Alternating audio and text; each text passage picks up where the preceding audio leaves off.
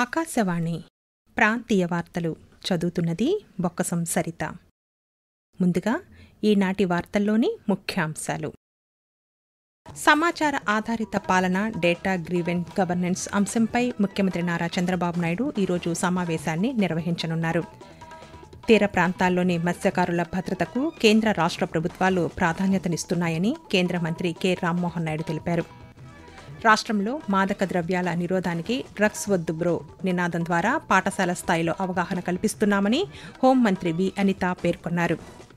గ్రామాల్లోనూ మౌలిక సదుపాయాల కల్పనకు ప్రభుత్వం ప్రాధాన్యతనిస్తోందని విద్యుత్ శాఖ మంత్రి గొట్టిపాటి రవికుమార్ అన్నారు. ప్రజల ఆరోగ్య భద్రతే ప్రభుత్వ లక్ష్యమని సాంఘిక సంక్షేమ శాఖ మంత్రి డోలా శ్రీ బాల వీరాంజనేయ స్వామి అన్నారు. ఇక వార్తల్లోని వివరాలు. సమాచార ఆధారిత పాలన, డేటా డ్రివెన్ గవర్నెన్స్ అంశంపై ముఖ్యమంత్రి నారా చంద్రబాబు నాయుడు ఈరోజు సమావేశాన్ని నిర్వహిస్తారు. అమరావతిలో రాష్ట్ర సచివాలయంలో ఈ మధ్యాహ్నం జరిగే ఈ సమావేశంలో రాష్ట్ర మంత్రులు, కార్యదర్శులు, పోలీస్, అటవీ శాఖల ఉన్నతాధికారులు పాల్గొంటారు. అలాగే జిల్లాల కలెక్టర్లు, పోలీస్ కమిషనర్లు, ఎస్పీలు దృశ్య మాధ్యమం విధానం ద్వారా సమావేశంలో పాల్గొంటారు. తీర ప్రాంతాల్లోని మత్స్యకారుల భద్రతకు కేంద్ర రాష్ట్ర ప్రభుత్వాలు ప్రాధాన్యతనిస్తున్నాయని కేంద్ర పౌర విమానయాన శాఖ మంత్రి కె రామ్మోహన్ నాయుడు తెలిపారు. శ్రీకాకుళం గ్రామీణ మండలం పెదగన గల్లవానిపేట సమీపంలో 1,40,00,000 రూపాయల కేంద్ర ప్రభుత్వ నిధులతో నిర్మించనున్న నిల్వ గోదాం భవనానికి స్థానిక శాసనసభ్యులు గొండు శంకర్తో కలిసి ఆయన ఈరోజు శంకుస్థాపన చేశారు. అనంతరం పెదగన గల్లవానిపేట మత్స్యకార గ్రామాన్ని సందర్శించి నాగావళి నది సముద్రంలో కలిసే ప్రాంతంలో కోతకు గురవుతున్న సముద్ర తీర పరిస్థితులను పరిశీలించారు.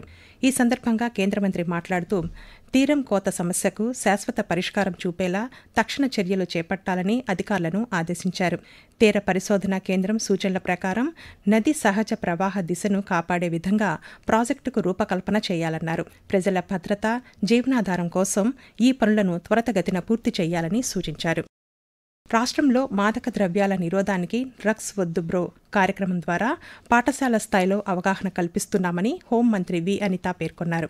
గుంటూరు జిల్లా మంగళగిరిలోని తెలుగుదేశం పార్టీ కేంద్ర కార్యాలయంలో మంత్రి ఈరోజు పాత్రికేయులతో మాట్లాడారు. మాదక ద్రవ్యాలు, గంజాయి కట్టడికి చర్యలు తీసుకుంటున్నామని చెప్పారు. రాష్ట్ర వ్యాప్తంగా అవగాహన కార్యక్రమాలు నిర్వహిస్తున్నామని తెలిపారు.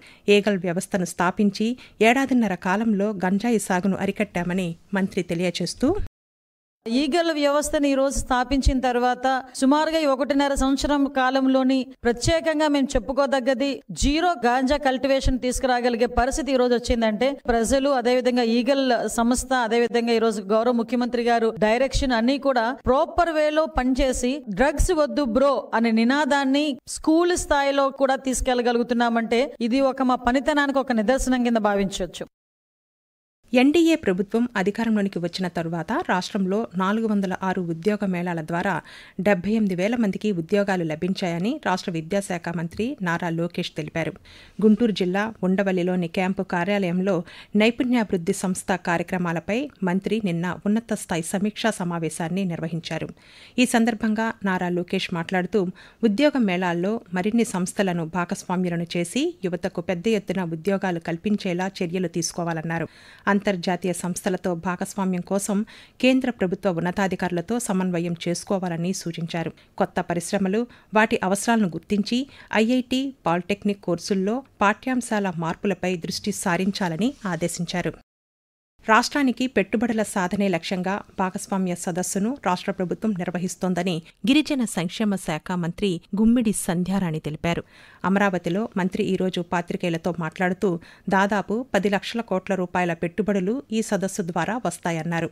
ఈ నెల 14, 15 తేదీల్లో విశాఖపట్నంలో జరిగే ఈ సదస్సు వల్ల ఉత్తరాంధ్ర ప్రాంతానికి ఉపాధి అవకాశాలు, పరిశ్రమల ఏర్పాటు వంటి మేలు జరుగుతుందని చెప్పారు. ఆకాశవాణి ప్రాంతీయ వార్తలు వింటున్నారు. గ్రామాల్లోనూ మౌలిక సదుపాయాల కల్పనకు ప్రభుత్వం ప్రాధాన్యతనిస్తోందని విద్యుత్ శాఖ మంత్రి గొట్టిపాటి రవికుమార్ అన్నారు. బాపట్ల జిల్లాలో పలు అభివృద్ధి కార్యక్రమాలలో ఆయన ఈరోజు పాల్గొన్నారు. ఇందులో భాగంగా జిల్లాలోని కొప్పెరపాడు, చినజమ్మల మడక, బీటీ రోడ్డు నిర్మాణ పనులకు శంకుస్థాపన చేశారు. అనంతరం కొత్తూరులో సహకార సంఘం ద్వారా రైతులకు అవసరమైన ఎరువులను పంపిణీ చేశారు. అలాగే కొప్పెరపాడు ఉన్నత పాఠశాలలో విద్యార్థులకు సైకిళ్లను మంత్రి పంపిణీ చేశారు. ప్రజల ఆరోగ్య భద్రతే ప్రభుత్వ లక్ష్యమని సాంఘిక సంక్షేమ శాఖ మంత్రి డోలా శ్రీ బాల వీరాంజనేయ స్వామి అన్నారు. విశాఖపట్నంలోని కింగ్ జార్జ్ ఆసుపత్రిలో 2 కోట్ల రూపాయలతో ఏర్పాటు చేసిన డయాలసిస్ కేంద్రాన్ని ఆయన నిన్న ప్రారంభించారు. అనంతరం మంత్రి మాట్లాడుతూ వైద్య సేవలను డిజిటల్ విధానంలో ప్రజలకు చేరువ చేస్తున్నామన్నారు. ప్రజల ఆరోగ్య సంరక్షణకు ప్రాధాన్యతనిస్తూ 25 లక్షల రూపాయలతో సార్వత్రిక బీమా కల్పించేందుకు మంత్రివర్గం ఇప్పటికే ఆమోదం తెలిపిందని మంత్రి పేర్కొంటూ 10 డయాలసిస్ యూనిట్లని ఏర్పాటు చేసుకోవడం చాలా సంతోషం. 2 కోట్ల రూపాయల నిధుల్ని ఎన్టీసీ వారు వెచ్చించినందుకు రాష్ట్ర ప్రభుత్వం తరఫున ప్రత్యేకంగా ధన్యవాదాలు తెలియజేస్తున్నాను. హెపటైటిస్, HIV లాంటి వ్యాధులు ఉన్నటువంటి వాళ్ళకి కూడా డయాలసిస్ చాలా అవసరం. దాన్ని కూడా ప్రత్యేకంగా కొన్ని యూనిట్లను కేటాయించి చేస్తున్నందుకు సిబ్బందిని అభినందిస్తూ, అదేవిధంగా 25 లక్షల రూపాయలతోటి ప్రతి కుటుంబానికి సార్వత్రిక ఇన్సూరెన్స్ పథకాన్ని కూడా కేబినెట్ లో ఆమోదించడం జరిగింది. టెండర్స్ కూడా పిలవడం జరిగింది. దానికోసం డిజిటలైజేషన్ ఆఫ్ ది హెల్త్ కోసం ముఖ్యమంత్రి గారు చాలా ప్రాధాన్యతిస్తున్నారు. రాష్ట్రంలో గ్రీన్ హైడ్రోజన్ వ్యాలీ ఏర్పాటు కోసం ప్రభుత్వం నియమించిన సలహా సంఘం అమరావతిలోని రాష్ట్ర సచివాలయంలో ఈరోజు సమావేశమైంది. ఈ సమావేశంలో నీతి ఆయోగ్ సభ్యులు, సలహా సంఘం chairman V K Saraswat, committee co chairman ప్రభుత్వ ప్రధాన కార్యదర్శి కె విజయానంద్తో పాటు ఇతర సభ్యులు పాల్గొన్నారు. ఈ సందర్భంగా రాష్ట్రంలో గ్రీన్ హైడ్రోజన్ ఉత్పత్తికి తీసుకుంటున్న చర్యలు, ప్రాజెక్టులు వంటి అంశాలపై చర్చిస్తున్నారు. అలాగే గ్రీన్ హైడ్రోజన్ రంగంలో పెట్టుబడులను ఆకర్షించడానికి ప్రభుత్వం అందిస్తున్న ప్రత్యేక ప్రోత్సాహకాలపై సలహా సంఘం చర్చించనుంది. రాష్ట్ర నైపుణ్యాభివృద్ధి సంస్థ ఏపీఎస్ఎస్డిసి ఆధ్వర్యంలో విజయవాడలో రేపు ఉద్యోగ మేళా నిర్వహిస్తున్నామని ఎన్టీఆర్ జిల్లా నైపుణ్యాభివృద్ధి అధికారి ఎస్ శ్రీనివాసరావు ఒక ప్రకటనలో తెలిపారు. విజయవాడలోని ఎస్ఆర్ఆర్ కళాశాలలో జరిగే ఈ మేళాలో 30 సంస్థలు పాల్గొంటున్నాయని తెలిపారు. ఈ మేళాకు 10వ తరగతి, ITI, inter, diploma, degree, PG పూర్తి చేసిన 35 ఏళ్లలోపు అభ్యర్థులు హాజరు కావచ్చని తెలిపారు. ఉద్యోగ మేళాలో పాల్గొనాలనే అభ్యర్థులు తమ వివరాలను naipanyam.ap.gov.in వెబ్సైట్లో నమోదు చేసుకోవాలని సూచించారు. తిరుపతి జిల్లా కేవీబీ పురం మండలం పాతపాళ్యంలో ఈ తెల్లవారుజామున రాయల చెరువు కట్ట తెగిపోయింది. దీంతో దిగువ ప్రాంతాలైన కళత్తూరు, ఎస్ఎల్పురం, రాయల్పేడ్ గ్రామాల్లో నీరు చేరింది. మొత్తం 1500 ఇళ్లు నీట మునిగాయి. ఆస్తి నష్టం సంభవించింది. ఎటువంటి ప్రాణ నష్టం జరగలేదని రెవెన్యూ అధికారులు స్పష్టం చేశారు. జలమయమైన ప్రాంతాల్లో సహాయక చర్యలను ప్రారంభించారు. వాతావరణం. నైరుతి బంగాళాఖాతం నుండి తమిళనాడు మీదుగా ద్రోణి కొనసాగుతోందని అమరావతి వాతావరణ కేంద్రం వెల్లడించింది. దీని ప్రభావంతో రాష్ట్రంలోని పలు జిల్లాల్లో తేలికపాటి నుండి మోస్తరు వర్షాలు లేదా ఉరుములతో కూడిన జల్లులు కురిసే అవకాశముందని వాతావరణ శాఖ అధికారి జి లక్ష్మి తెలియజేస్తూ, ఉత్తర కోస్తా ఆంధ్రప్రదేశ్ మరియు యానాము ఈరోజు తేలికపాటి నుంచి మోస్తరు వర్షాలు లేదా ఉరుములతో కూడిన జల్లులు 1 లేదా 2 చోట్ల కురిసే అవకాశం ఉంది. ఉరుములతో కూడిన మెరుపులు 1 లేదా 2 చోట్ల సంభవించే అవకాశం ఉంది. రేపు తేలికపాటి నుంచి మోస్తరు వర్షాలు 1 లేదా 2 చోట్ల కురిసే అవకాశం ఉంది. దక్షిణ కోస్తా ఆంధ్రప్రదేశ్ ఈరోజు మరియు రేపు తేలికపాటి నుంచి మోస్తరు వర్షాలు లేదా ఉరుములతో కూడిన జల్లులు 1 లేదా 2 చోట్ల కురిసే అవకాశం ఉంది. వార్తలు ముగించే ముందు ముఖ్యాంశాలు మరోసారి. సమాచార ఆధారిత పాలన, డేటా డ్రివెన్ గవర్నెన్స్ అంశంపై ముఖ్యమంత్రి నారా చంద్రబాబు నాయుడు ఈరోజు సమావేశాన్ని నిర్వహించనున్నారు.